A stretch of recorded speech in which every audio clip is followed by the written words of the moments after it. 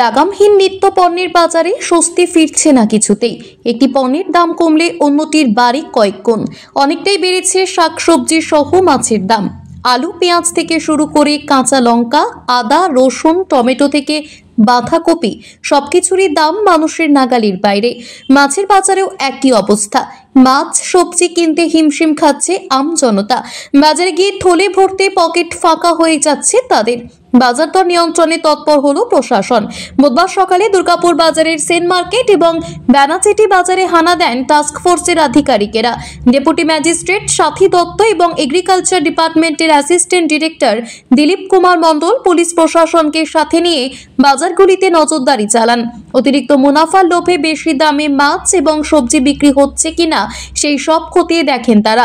ওজনের গরমিল রুখতে বিক্রেতাদের বৈদ্যুতিক কাঁটাগুলিও পরীক্ষা করা হয়। হোলসেলের মধ্যে কি ডিফারেন্স আছে, কি দামে বিক্রি হচ্ছে সেটাই দেখবেন। কতটা কি ডিফারেন্স কি দেখলেন?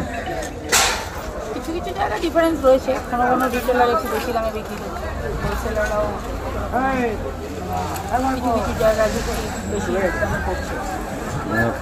আমরা একটা মাছ বাজারে একটা পেলাম, তার জন্য যা ব্যবস্থা নেওয়া হচ্ছে, আমাদের যে লিগাল মেট্রোলজি আছে তারা তো মাঝে মাঝে মার্কেট ভিজিট করে চেক করে, তাদেরকে আমরা জানাচ্ছি।